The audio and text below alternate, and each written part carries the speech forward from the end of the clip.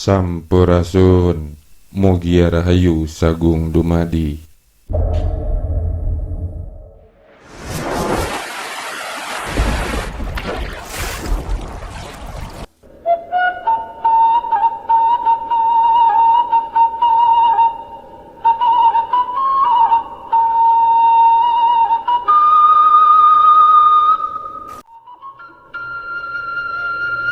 Inilah sikap orang Sunda terhadap Jawa sebenarnya.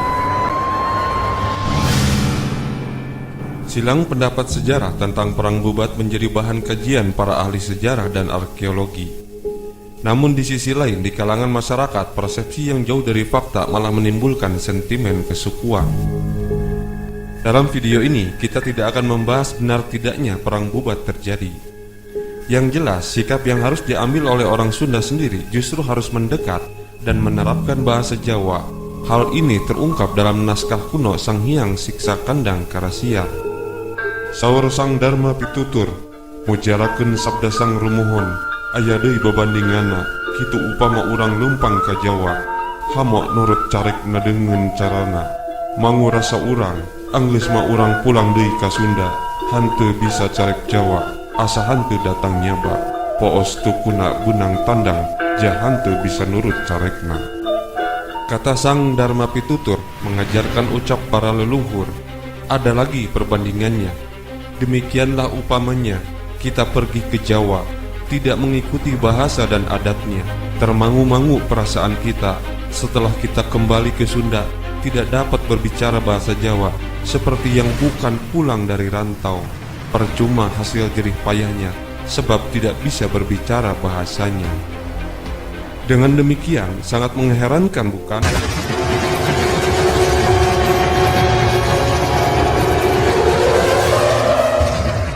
Naskah Sang Hyang Siksa Kandang Karasian ditulis tahun 1518 Masehi, di mana hanya terpaut lebih kurang 200 tahun setelah kejadian Perang Bubat. Tapi tidak terlihat adanya sentimen kesukuan Sunda dan Jawa. Malah sebaliknya, kitab itu menganjurkan orang Sunda merantau ke Jawa dan belajar bahasanya. Dianggap sia-sia jika orang Sunda pulang dari Jawa tetapi tidak mengetahui bahasanya.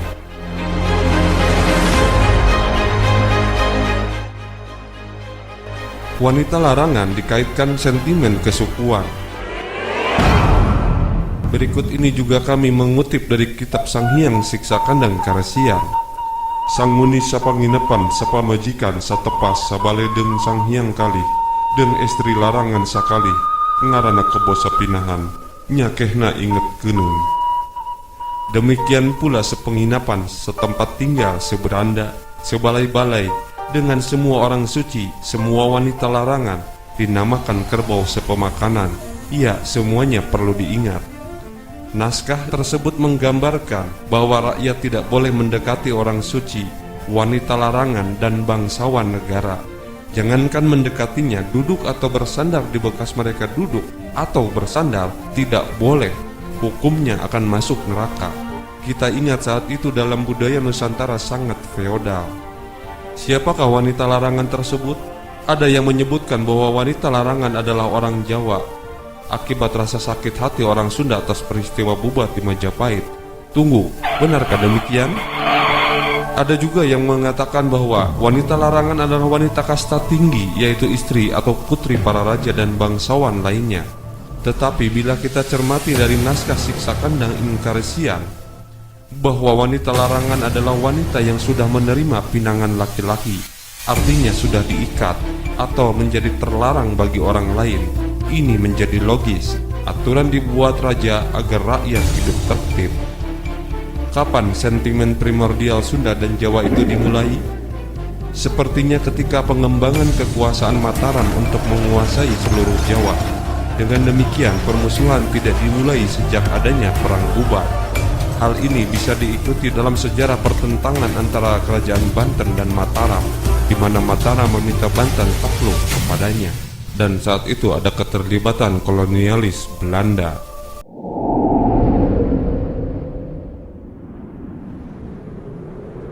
Ketika terjadi peristiwa pengungsian dari Majapahit, Prabu Dewa Niskala menikahi seorang Rara Wulandjar atau istri larangan yang bernama Diah Retna Astunalarang alias Ratna Astunawangi dan berputra satu Parbamena yang saat usia 15 tahun bergelar Raja Putra, kedua Surayana yang kelak memiliki putri bernama Nyiwan dan Sari, menikah dengan Syekh Maulana Akbar alias Syekh Payenunglah yang mendirikan Pondok Kuro di Desa Sidapurna, ibu kota Kajene, Kuningan.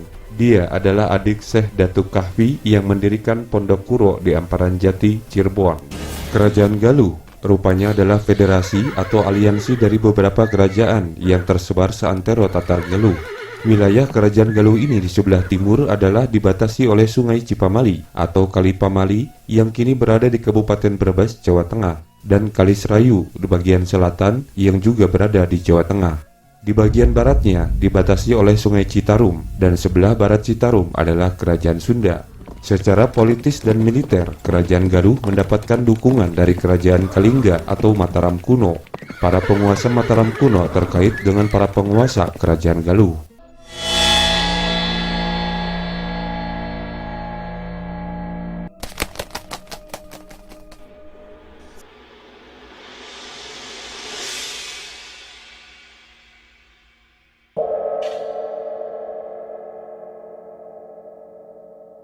Kisah berawal ketika Ningrat Kencana naik tahta dengan gelar Dewa Niskala.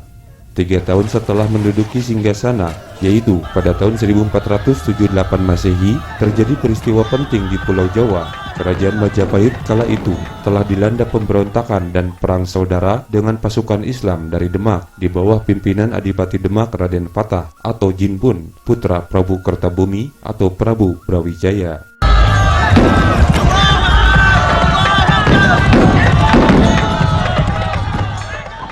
Akibatnya, banyak petinggi Majapahit yang mengungsi, di antaranya Raden Baribin, saudara seayah Prabu Kertabumi.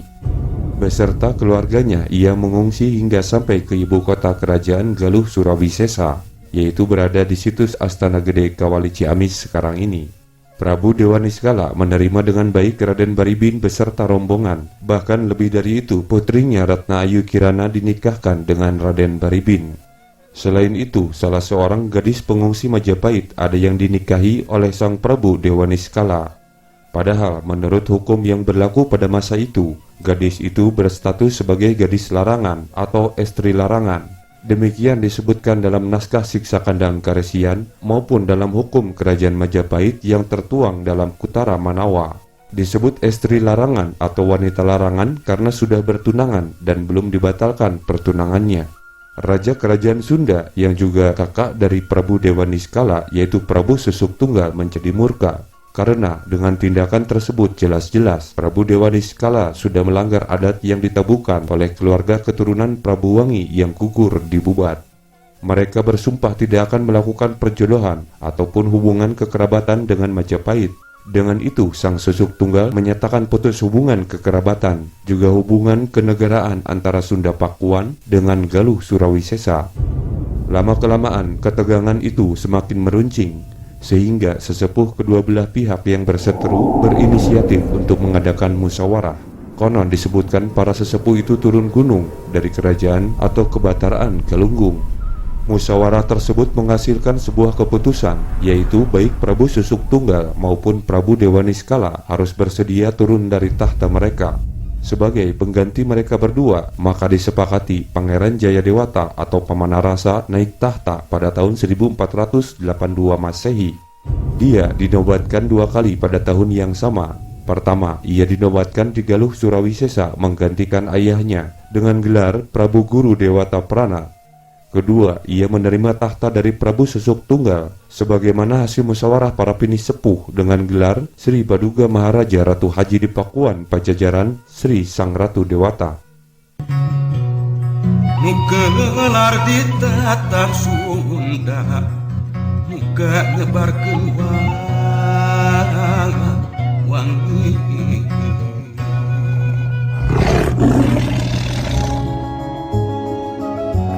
Ketika terjadi pelengseran Raja Sunda dan Raja Galuh secara bersamaan, bagaimana nasib para pengungsi Majapahit pimpinan Raden Baribin?